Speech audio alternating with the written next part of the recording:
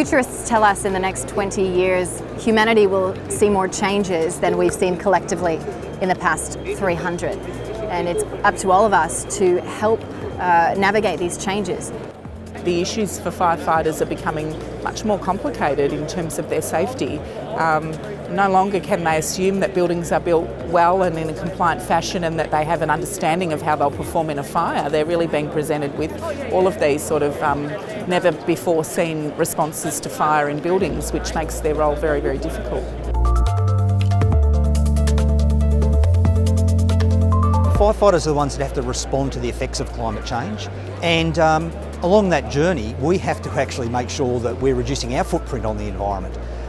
Every urban fire service around Australia operates big fleets of diesel trucks, and that's something positive we can do to reduce our footprint. Yesterday in a discussion we were talking about our use of plastic water bottles in our sector. We tend to use those quite a bit.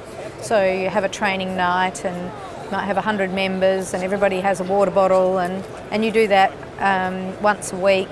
And it's just part of the established practice. We're more focused on what our increased response is going to be and how we're going to manage that without necessarily looking at how we're going to lower our emissions and actually be part of the change that's needed. So in terms of technology and where that takes us, what we need to do is lift our eyes, and we need to look at what's going on not only in our own jurisdictions, in our own country, but around the world. I was fortunate to do a study tour in 2015 and I spent time with LA County. And LA County are seen as the best night fire bombers and firefighters in the world. So I was able to do a ride along with them and develop a relationship. I was able to tap into their people and how they did it to not reinvent the wheel. We took their program, looked at what worked for us and adapted it for Victoria and what we think is Australian conditions. Subject matter expertise when it comes to technology innovation can sometimes be a barrier.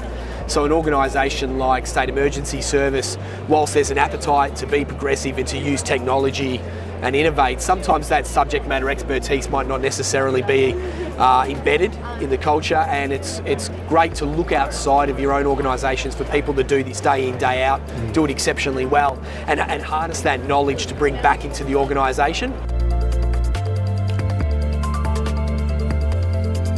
We've got 15 accredited women out of 282, which is not a lot, but of those 15 women, we've got their substantive roles: a regional manager, senior fire management officer, area chief ranger, and team leaders, and a district manager. So these are incredible women, but we're not utilising them. We have developed videos for aircraft safety, refuelling, firebombing, and many videos, and none of these women are represented in those videos. So it's about putting those women out there where we can see them, and other women then aspire and they'll participate.